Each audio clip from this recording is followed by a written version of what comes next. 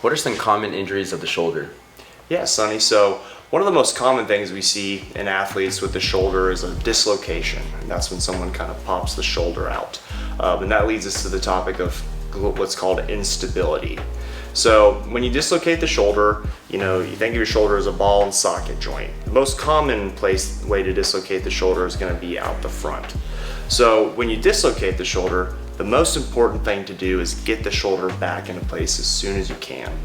A lot of time that's performed when the player goes down on the field, and the longer you wait, the more the muscles can tense up, and the more difficult it can be to get the shoulder in place. But the number one goal is to get the shoulder back in place. Once you get the shoulder back in place, then you have different options. So it's important to kind of see what damage was done at the time of the dislocation. Unfortunately, the biggest risk factor for dislocating the shoulder is a previous dislocation. And that's going to be more likely depending on what damage you did to the shoulder joint when you dislocated it. So if you think of the shoulder as a ball and socket joint, you have both bony restraints, meaning the socket and the ball, and soft tissue restraints. What those are going to be around the socket. You have something called a labrum, which is a cartilaginous cap that kind of acts like a bumper on the outside of the socket.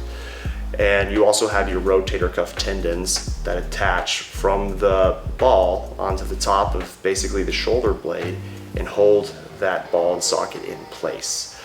Most common thing to damage when you dislocate the shoulder is going to be the labrum, and that is something called a Bankart lesion. Now you can have a Bankart lesion that involves only the labrum, or you can have one that involves labrum and bone. And depending on how extensive that is, that can determine if this is something you're going to want to treat surgically by repairing the labrum or repairing that bone, or if it's something that can be handled with the proper rehab. What would the recovery time be between a non-surgical and a surgical? So, surgical, a little more predictable in terms of the outcome, because you're looking at allowing about 6 weeks after surgery for the repair to heal, and it obviously depends on how extensive the repair was. But after that, start a proper rehab program where you're focusing on regaining your range of motion, which that can take another 6 weeks. And then after that, working on regaining your strength, which can take another few months. So you're looking at about, a 4 to 6 month recovery potentially.